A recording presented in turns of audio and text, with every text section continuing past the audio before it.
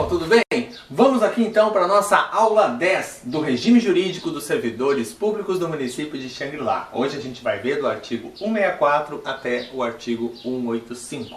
Vamos lá então?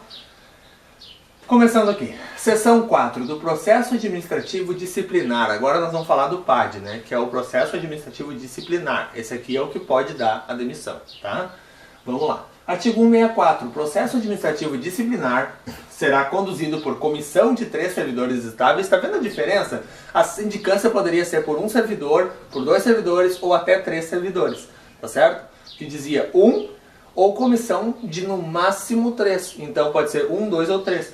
O processo administrativo disciplinar, ele é taxativo dizendo que a comissão vai ser de 3 servidores estáveis, 3 pessoas, né?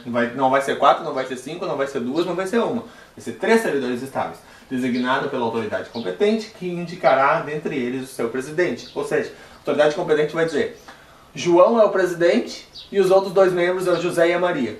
Pronto. Está ali formada a comissão, o João não é votado entre eles quem vai ser o presidente. A autoridade competente já vai designar, formar a comissão, eles já vão designar quem é o presidente. E aí não tem querer, tá?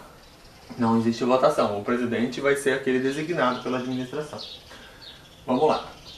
O parágrafo único fala que a comissão terá como secretário o servidor designado pelo presidente, podendo a designação recair em um dos seus membros. Então, essa comissão de PAD, não necessariamente o secretário dela vai ser um membro da comissão. Ele pode designar um outro secretário externo, mas pode então recair em um desses 2 membros que sobraram, né? O presidente da comissão dizer, a Maria vai ser a secretária. E pronto, não precisa ter um externo ali na comissão. O secretário então vai ser designado pelo presidente, podendo essa designação recair em um dos seus membros, tá certo? 165 fala, a comissão processante, sempre que necessário e expressamente determinado no ato de designação, dedicará todo o tempo aos trabalhos do processo, ficando os membros da comissão, em tal caso, dispensados dos serviços normais de repartição. Vamos ler de novo? A comissão processante, sempre que necessário e expressamente determinado no ato de designação, dedicará todo o tempo aos trabalhos do processo, ficando os membros da comissão, em tal caso, dispensados dos serviços normais de repartição. Sempre que estiver fazendo um PAD, sempre que estiver fazendo um processo administrativo disciplinar, então a pessoa vai estar afastada do serviço? Não. O que está dizendo? Sempre que necessário e expressamente determinado no ato de designação. Então, no momento que o prefeito for designar uma comissão de PAD, ele vai já designar nos casos em que for assim alguma coisa muito grave, alguma coisa que ele queira que tenha um andamento um pouco mais célere ou que demande um pouco mais de cuidado, né, alguma coisa assim, o prefeito no próprio ato da designação ele já vai dizer, esta comissão vai ser de dedicação exclusiva a isso, ficando os servidores afastados das suas funções, tá? Então, eles estão dispensados das funções dos serviços normais em alguns casos, quando realmente for necessário isso, tá certo? 166 fala, o processo administrativo será contraditório, assegurada ampla defesa ao acusado com a utilização dos meios e recursos admitidos em direito. Desculpa. O processo administrativo ele vai ser contraditório, ou seja, o acusador vai falar, o acusado também vai ter o direito de falar. Então, vai ter o direito da contraditória. Assegurar, então, a ampla defesa, que é o que está na Constituição, o cara vai ter o direito de se defender daquilo, não existe fazer um PAD sem que o cara possa apresentar, né, as suas alegações e tudo mais, né? Então, vamos por partes, né? Então, vai ter todo o processo direitinho, né, como se fosse um processo judicial, só que é administrativo, é dentro do âmbito da administração pública. Então, assim, ele vai ter o contraditório, vai ter a ampla defesa do acusado, e ele pode utilizar os meios e recursos admitidos no direito normal, as provas, testemunhas e tudo mais. Vamos lá. 167 fala, quando o processo administrativo disciplinar resultar de prévia sindicância, o relatório desta integrará os autos, como peça informativa da instrução. Obviamente, né, se tu fez a sindicância decidiu que tem que formar um PAD, o relatório dessa sindicância vai fazer parte do processo administrativo disciplinar, até para instruir o processo, né? Então vamos lá? É isso aí. Parágrafo único fala: na hipótese do relatório da sindicância concluir pela prática de crime, a autoridade competente oficiará a autoridade policial para abertura de inquérito, independente da imediata instauração do processo administrativo disciplinar. Esse cara ele pode ter cometido um crime, né? E aí, com certeza, a administração pública vai informar a polícia, né? Vai, então, oficiar a autoridade policial para que eles abram, então, um inquérito e, possivelmente, esse servidor seja, então, né, preso, processado judicialmente também, né? O artigo 68 fala no prazo para a conclusão do processo. O prazo para a conclusão do processo não excederá 60 dias, contados da data do ato que constituir a comissão, admitida a prorrogação por mais 30, quando as circunstâncias o exigirem, mediante autorização da autoridade que determinou a sua instauração.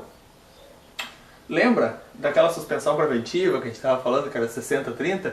Aqui no processo administrativo disciplinar, casualmente, deu o mesmo 60-30, né? Então, a conclusão do processo não excederá 60 dias, podendo admitida a prorrogação por mais 30. Até uma associação mental que tu pode fazer é que tanto a suspensão preventiva quanto a conclusão do processo administrativo disciplinar também é 60 dias prorrogáveis por mais 30. Então, decorando duas coisas ao mesmo tempo ajuda, né? Então, de repente, tu associando uma coisa a outra vai ser mais fácil de tu memorizar esse 60-30 aqui, tá certo? Então, 168, então, é um artigo que tem números e eles adoram colocar em prova, tá?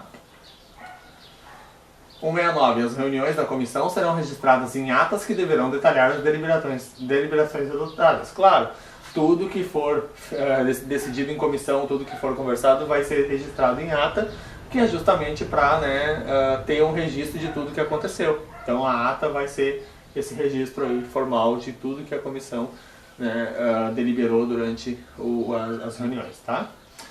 170. Ao instalar os trabalhos da comissão, o presidente da comissão, no caso, né, determinará a autuação da portaria e demais peças existentes e designará o dia, hora e local para a primeira audiência e a citação do indiciado. Então, já instalando os trabalhos da comissão, ele vai determinar a autuação da portaria e demais peças existentes e vai designar o dia, hora e local para a primeira audiência e a citação do indiciado. Já vai chamar o cara para se explicar, né? 171. A citação do indiciado deverá ser feita pessoalmente e contra recibo, né? No caso, ele vai... A citação do indiciado vai ser pessoal e vai ter o contra-recibo. Ele vai assinar um canhotinho dizendo que, né, que recebeu, ou um canhotinho, ou então duas vias, ele fica com uma e dá um recebido na outra. Isso seria então o contra-recibo, tá? Com pelo menos 48 horas de antecedência em relação à audiência. Se a audiência vai ser na sexta-feira, às 4 da tarde, ele tem que ser notificado até quarta-feira, às 3 da tarde, 13h59, que tem que dar no prazo, então, no mínimo... se a audiência vai ser... Peraí, eu não sei se eu não falei errado, mas deixa eu só recapitular. Se a audiência vai ser na quinta-feira, às 4 da tarde, ele tem que ser oficiado até terça, às 13h59 da tarde, para que ele tenha, então, esse prazo de 48 horas, desde a notificação até a audiência. Até porque, né, ele pode querer formular alguma defesa, alguma coisa assim, né? Então ele já tem essas 48 horas já para ir se preparando para o que ele vai dizer naquela audiência e tudo mais, né? E conterá dia, hora e local e qualificação do indiciado e a falta que lhe é imputada. Imputada vai estar nessa citação, já vai dizer do que ele está sendo acusado, né? E o dia, hora e local que vai acontecer essa audiência, tá? Fala... Caso o indiciado se recuse a receber a citação, deverá o fato ser certificado à vista de, no mínimo, 2 testemunhas. Se o cara chega na casa do cara, o cara não vou receber, não sei o quê. Pega lá 2 vizinhos que estão passando na rua, lá na hora, e diz, ó, estou aqui para citar o José, só que o José não está querendo receber a citação. Então, vocês assinam aqui como testemunhas de que ele está se recusando, e aí pronto, deu. Tá, 2 testemunhas, deu. O fato vai ser certificado de que ele não se recusou a receber essa citação, né? O 2. Estando indiciado ausente do município, se conhecido o seu endereço, será citado por via postal, em carta registrada, juntando-se ao processo do comprovante, ao processo, o comprovante do registro e o aviso de recebimento. Tu manda uma carta AR, que chama, né?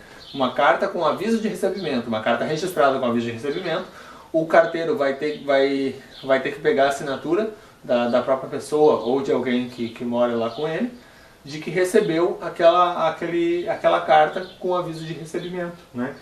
Então, o aviso de recebimento retorna, né, para a prefeitura, retorna para essa comissão, né, para que eles possam juntar o processo e dizer que ele foi, então, citado via postal, tá? Se o endereço dele é conhecido, né? Achando-se o indiciado em lugar incerto e não sabido, sumiu, né, o cara sumiu, será citado por edital, divulgado com os demais atos oficiais do município, com prazo de 15 dias. Então, tu vai, nos mesmos locais que você publica os atos oficiais do município, pode ser pelo site, por mural e por jornais de grande circulação, né? Vai ser feito então esse edital convocando esse servidor para essa audiência, né? Só que tem que dar então um prazo de 15 dias, que é o que seria o tempo, assim, teoricamente, dele já ter ciência daquilo, né? Então, mas ele não viu o jornal de grande circulação? A lei está prevendo que pode ser por edital. Ele teria que manter, né, os dados dele atualizados perante o município para esse tipo de situação. Caso ele não tenha, né, esses dados aí, ele passa a ser um servidor com, né, o local incerto, em local incerto não sabido, e vai ser por edital, tem 15 dias, tá? 172. O indiciado poderá constituir procurador para fazer sua defesa. Ele pode constituir alguém como procurador dele, né? Não necessariamente um advogado, mas assim, pode ser um advogado até, ou pode ser uma outra pessoa. Ele pode constituir como procurador dele para que faça a sua defesa no lugar dele, tá? Esse caso ali do procurador, deixa só, antes de ler isso aqui, eu vou dizer para vocês. Pode ser que aconteça uma situação em que o servidor está morando já fora do Brasil, e aí ele recebeu lá, ou viu pelo edital, ou recebeu por via postal, aquela notificação para que ele esteja presente. Só que aqui no Brasil tem um irmão dele que tem a procuração dele, né? Já tem a procuração para representar ele aqui no Brasil. Então essa pessoa pode vir ali se defender no lugar dele no processo administrativo disciplinar, por exemplo, né? Então, não necessariamente ele vai ter que vir lá de fora do Brasil. Então é interessante essa questão de poder ter um procurador, porque muitas vezes é muita mão o cara vir lá, tá lá na Espanha, sei lá onde, e aí vir pro Brasil somente para responder um PAD que pode até não dar em nada, né? Então, esse procurador dele pode então representar ele no lugar dele, tá? Vamos agora para esse novo slide, que é o parágrafo único. Ele fala, em caso de revelia, o que é revelia? A pessoa não foi na audiência, não deixou as coisas correrem e não se apresentou. O presidente da comissão processante designará de ofício um defensor. Então, ele vai escolher qualquer pessoa, para fazer a defesa desse servidor que foi revel, né? que ele não se apresentou. Nem por isso ele vai perder o direito à defesa. Ele vai ter uma outra pessoa, claro, ele não vai ter como escolher essa pessoa, mas o presidente vai escolher uma pessoa para defender ele, né? Então, ele não fica totalmente sem defesa. Né?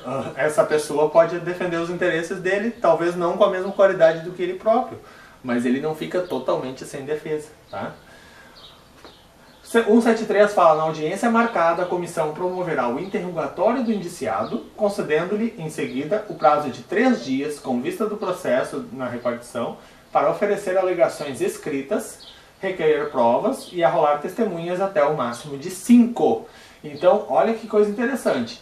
Tem muito número nesse artigo, tá? Então, vamos de novo. Na audiência marcada, a comissão promoverá o interrogatório do indiciado, concedendo-lhe em seguida o prazo de 3 dias com vista do processo na repartição, ou seja, ele pode olhar o processo, não pode levar para casa, mas ele pode folhear o processo à vontade ali, né? Para oferecer alegações escritas, ele vai fazer a defesa dele alegando por escrito, requerendo provas, ele pode pedir provas, né? Ou no caso ele pode pedir provas que pode ser de várias formas, pode ser uma cópia de um processo, alguma coisa que inocente ele, alguma coisa nesse sentido. Ou arrolar testemunhas, ele pode chamar até no máximo 5 testemunhas, não vai? Por exemplo, se o cara tiver 20 testemunhas, imagina que mão que seria para interrogar essas 20 pessoas, né? Mas se ele for até o máximo de 5, aí tá tranquilo. Até umas 5 testemunhas tá tranquilo de interrogar, né? Não fica um processo assim tão arrastado, né? Então ele pode arrolar testemunhas até no máximo 5 testemunhas, pode ser 1, 2, 3, 4, 5, né? No máximo de 5 testemunhas para que possam então testemunhar a favor dele, tá certo?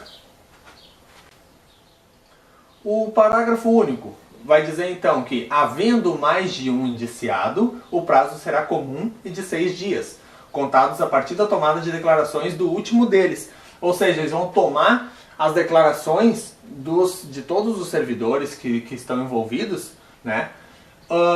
Todos eles vão ter então 6 dias, ao invés de 3, eles vão ter 6 dias contados a partir da tomada de declarações do último. Então, um foi ouvido na segunda, o outro na terça, o outro na quarta, tá? Eram 3 acusados. Um foi ouvido segundo, o outro terça, o outro quarta. A partir da quarta, que é onde o último deles foi ouvido, né? Eles vão ter então um prazo comum de 6 dias, né? Para que todos eles apresentem a defesa. Aquele que falou antes, ele vai ter um prazo maior, mas só pode então contar, em caso de ser mais de um, a partir da tomada de declarações do último deles, tá? 174 fala que a comissão promoverá a tomada de depoimentos, acariações, investigações e diligências cabíveis, objetivando coleta de prova, recorrendo, quando necessário, a técnicos e peritos, de modo a permitir a completa elucidação dos fatos. É tudo o que a comissão vai promover para que se tenha certeza da ocorrência do fato e de que aquela pessoa é realmente o culpado.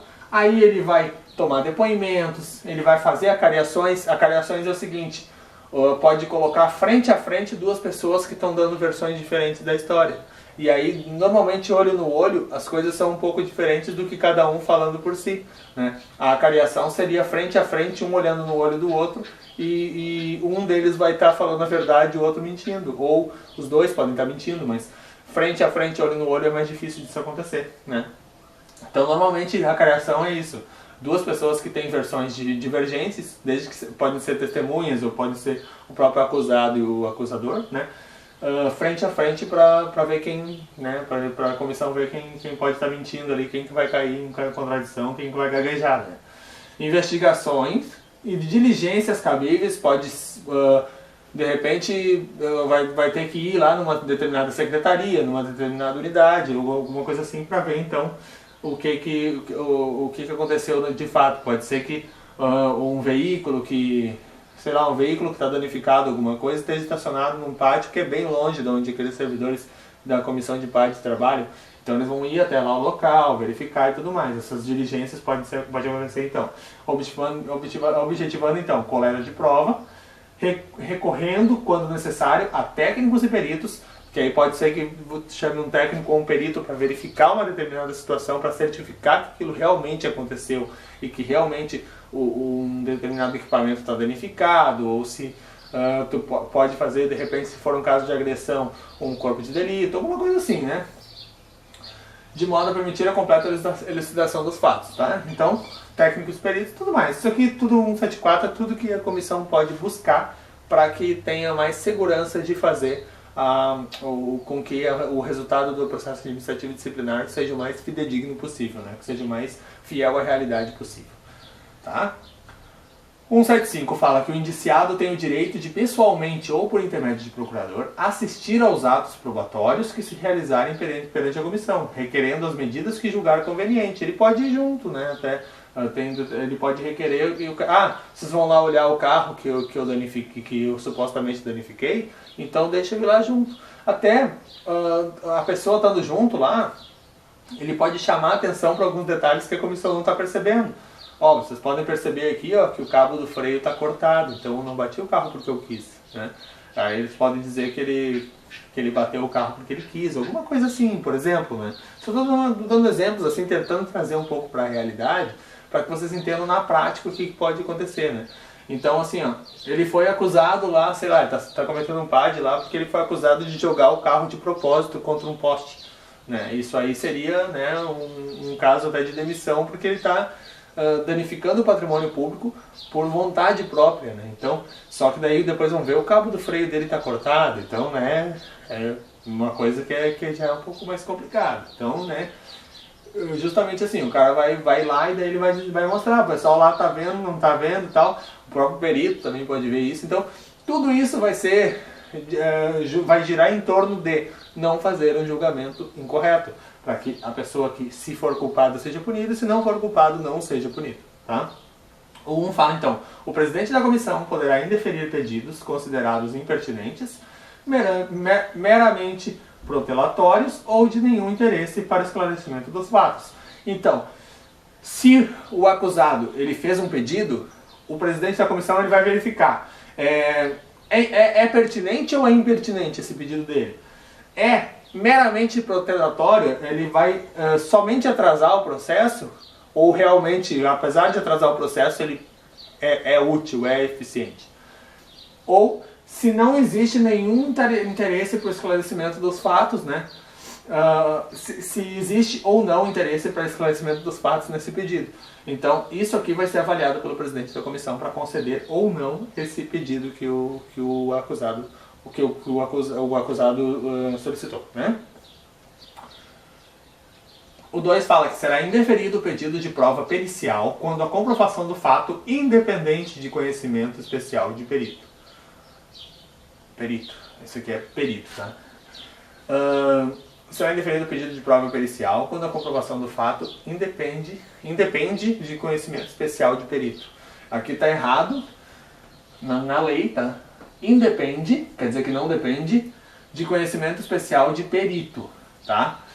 Então, se para comprovar, né, um fato não é necessário que seja um perito, se qualquer pessoa olha e vê que aquele fato está comprovado, não vai ser deferido esse pedido de prova pericial.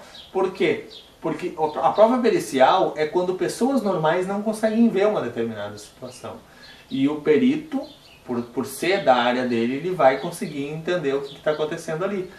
Então, no caso de ser pedido uma prova pericial para alguma coisa que todo mundo está vendo, cara a cara, olho no olho, está vendo que a coisa realmente está ali, aconteceu, ou que o fato, né, é existente, então não é necessário esse perito, tá?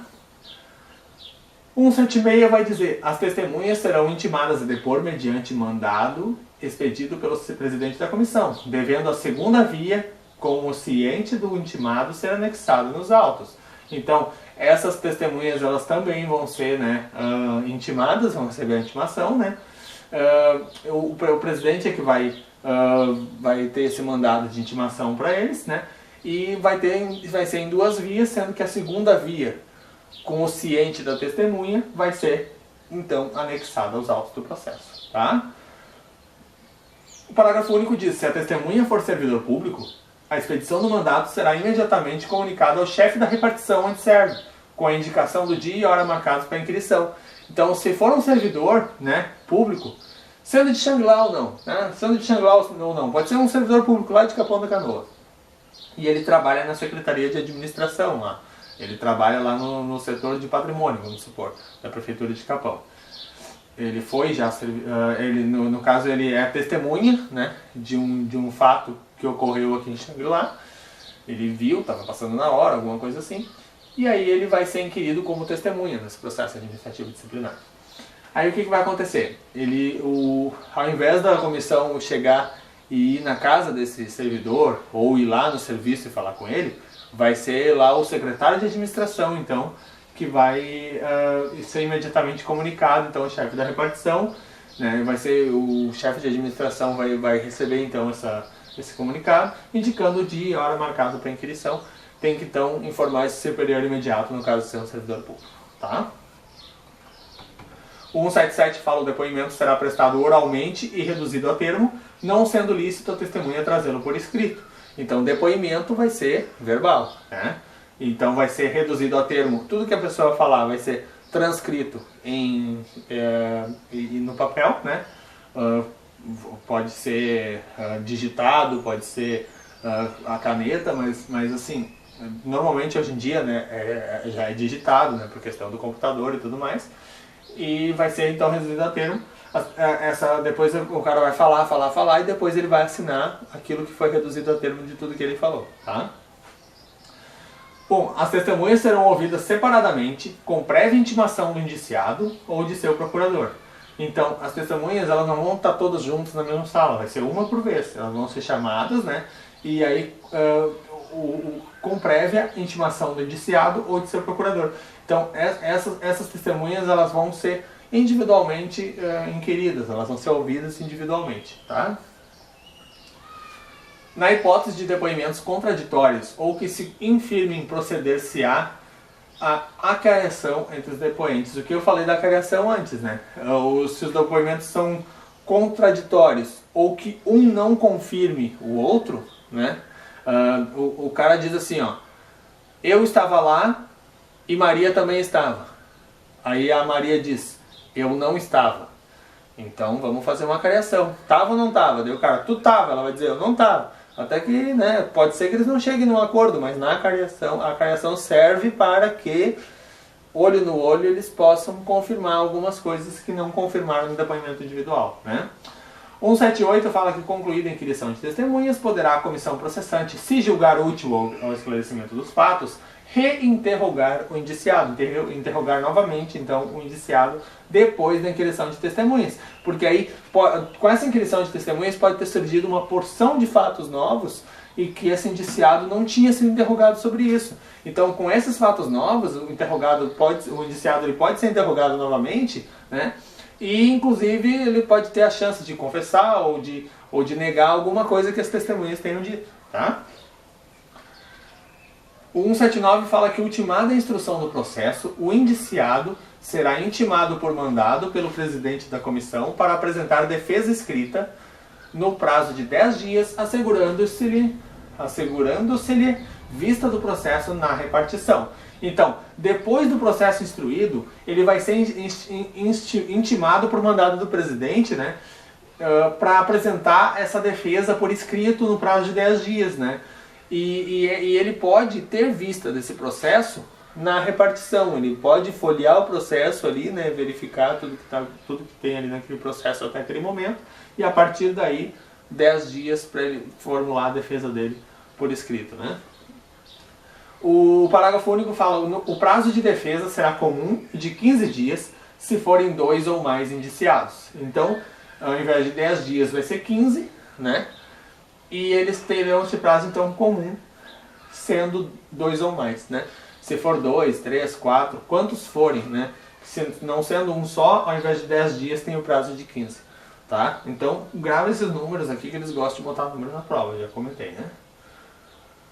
O 180 fala que, após o decurso do prazo, apresentado defesa ou não, a comissão apreciará todos os elementos do processo, apresentando relatório no qual constará, em relação a cada indiciado, separadamente as irregularidades de que foi acusado, as provas que instruíram o processo e as razões de defesa, propondo justificadamente a absolvição ou punição dos indiciados, indicando a pena cabível e seu fundamento legal. Esse aqui é a finalização de tudo, né? Então, depois do decurso desse prazo, vamos lá de novo, vamos item por item. Depois de decorrido esse prazo, então, né, vai ser apresentada a defesa ou não, né? A comissão, no caso, não, peraí.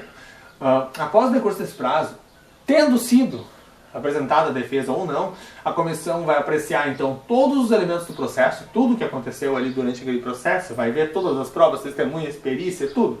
Apresentando um relatório, vai ser um relatório final do PAD, né, no qual vai constar, em relação a cada indiciado, né, se for mais de um, né, separadamente, as irregularidades de que foi acusado, as acusações, né, as provas que instruíram o processo e as razões de defesa, propondo justificadamente a absolvição ou punição dos indiciados, e indicando a pena cabível e seu fundamento legal. A comissão, ela vai indicar, né, aquilo que ela teve como conclusão. A comissão conclui, indica que o acusado seja considerado culpado, ou indica que o acusado seja considerado inocente, tá? Então, a comissão de PAD, ela não vai punir ninguém, mas ela vai tirar uma conclusão, né? Vai chegar àquela conclusão de que haja, então, essa punição, né? O parágrafo único fala que o relatório e todos os elementos dos autos serão remetidos à autoridade que determinou a instauração do processo dentro de 10 dias contados do término do prazo para apresentação de defesa. Então, o relatório e todos os elementos dos autos serão remetidos à autoridade que determinou a instauração do processo, né? No caso, se for o prefeito ou o prefeito, né? Dentro de 10 dias contados do término, né? 10 dias depois de terminar tudo, do término do prazo para a apresentação de defesa. Então, 10 dias depois do prazo da apresentação de defesa, eles vão remeter então o relatório e os elementos dos autos à autoridade competente, tá? O 181 vai falar que a comissão ficará à disposição da autoridade competente até a decisão final do processo, para prestar esclarecimento ou providência julgada necessária. Então, até que seja tomada a decisão final, essa comissão de processo administrativo e disciplinar, ela vai estar à disposição para que seja prestado qualquer tipo de esclarecimento ou providência que foi julgado, então, necessário, tá? 182 diz que, recebidos os autos, a autoridade que determinou a instauração do processo. 1. Dentro de 5 dias, pedirá esclarecimentos ou providências que entender necessários à comissão processante, marcando-lhe prazo. Então, digamos, a autoridade que determinou a instauração do processo, depois de receber esses autos, ela vai, dentro de 5 dias, pedir esclarecimentos ou providências que entender necessários à comissão processante, tá? Marca o prazo daí, né? Encaminhará os autos à autoridade superior se entender que a pena cabível escapa à sua competência, né? Se não for o prefeito, se for um secretário, por exemplo, ele pode dizer: isso não é minha competência, é a competência do prefeito. Então ele vai encaminhar para o prefeito decidir, vamos supor, né? 2. Despachará o processo dentro de 10 dias, acolhendo ou não as conclusões da comissão processante, fundamentando o seu despacho se concluir diferentemente do proposto. Ele pode tanto concordar com o que a comissão falou, né? Se a comissão disse para demitir, ele pode concordar em demitir, ou ele pode absolver, discordando da decisão da comissão. E claro, vai ter que ser fundamentado. Ó, vocês disseram para demitir, mas de acordo com o artigo tal, inciso tal, não posso demitir. Então vai ser aplicada uma pena de advertência, sei lá, alguma coisa assim, né? Evita, no caso de um erro da comissão, que haja uma injustiça, né? O prefeito ou a autoridade competente pode discordar da decisão da comissão de parte, né?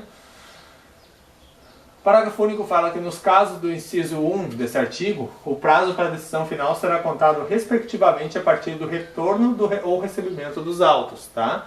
Então, a partir do retorno ou recebimento dos autos, vai ser os casos do inciso 1, vamos voltar no inciso 1 para a gente ver o que é o inciso 1, que é esses 5 dias, né? Pedirá esclarecimento ou providência que entender necessárias, ou encaminhar os autos à autoridade superior se entender que a pena cabível escapa à sua competência. Então, nestes casos, né? Nos casos do inciso 1 desse artigo, o prazo para a decisão final será contado respectivamente a partir do retorno ou recebimento dos autos, tá? Vai contar a partir do retorno ou recebimento dos autos. O 183 fala da decisão final, são admitidos os recursos previstos nessa lei. Então, dessa decisão final, existem os recursos admitidos nessa lei para que essa decisão possa ser reformada, né? Que possa ser diferente do que foi. Tá certo? O 184 vai dizer que as irregularidades processuais que não constituam vícios substanciais insanáveis, suscetíveis de influírem na apuração da verdade ou na decisão do processo, não lhe determinarão a nulidade. Pode haver algumas irregularidades processuais que sejam meros erros de digitação, meros erros formais de colocou o nome da pessoa com uma letra diferente no sobrenome, alguma coisa assim. Isso tudo não é um vício substancial e insanável, né? São coisas ali que uma mera correção, uma mera retificação já torna tudo tranquilo ali numa boa, né? Só caso se houver alguma coisa que realmente seja substancial e insanável mesmo, é que pode vir então a ser nulo esse processo, tá? Então, a princípio, não. A princípio, se for coisas facilmente corrigíveis, elas vão ser corrigidas e tudo segue normalmente, tá? 185 diz que o servidor que estiver respondendo ao processo administrativo e disciplinar só poderá ser exonerado a pedido do cargo ou aposentado voluntariamente após a conclusão do processo e o cumprimento da penalidade a caso aplicado. Então, o servidor que estiver sendo processado, ele não pode, então, ser exonerado a pedido desse cargo, né, enquanto estiver respondendo a esse PAD, tá certo? E o parágrafo único fala que, então, que executa-se o caso de processo administrativo instaurado apenas para apurar o abandono de cargo, quando houver, né, exoneração a pedido a juízo da autoridade competente, né? Então, os casos aqui, ó, vamos lá. Executa-se o caso de processo administrativo instaurado apenas para apurar o abandono de cargo quando houver exoneração a pedido a juízo da autoridade competente. Então, nesses casos aqui, vai ser instaurado então o processo administrativo, certo? Vamos lá. Exercícios de fixação. Vamos ver se essa aula de hoje foi produtiva, se a gente consegue agora resolver os exercícios que vêm por aí. Vamos lá. 1. O processo administrativo disciplinar será conduzido por comissão designada pela autoridade competente que indicará dentre eles o seu presidente. Lembra que eu comentei para vocês que era 3, né? O processo administrativo disciplinar, ele não é 1, não é 2, não é 4, não é 5. São 3 servidores. Agora, 3 servidores ou 3 servidores estáveis? 3 servidores estáveis. Resposta é a letra D. 3 servidores estáveis, tá? São servidores que já estão há mais de 3 anos trabalhando no município, tá? O 2 fala, o prazo para a conclusão do processo administrativo disciplinar não excederá 60 dias, contados da data do ato que constituir a comissão, admitida a prorrogação por mais 30 dias. Lembra que é o 60-30, que é a mesma que a gente já viu, né, no que a gente estava falando na aula anterior sobre a suspensão preventiva, né? Então, 60-30, 60-30 aqui também. Resposta letra C. 60-30, tá? O 3 fala que o indiciado em processo administrativo e disciplinar poderá arrolar testemunhas até no máximo de... Lembra que eu comentei que se for encher de testemunhas ali fica uma coisa complicada, mas se for até 5, assim tá tranquilo? Então, até no máximo de 5 testemunhas, resposta letra D. É isso aí então, pessoal. A gente trouxe poucas questões aqui, mas lendo e relendo os artigos que a gente viu nessa aula, é possível encontrar mais possíveis questões ali. Dá uma olhadinha, dá uma relida e foca. Continue então focado. Até a próxima aula e muito obrigado.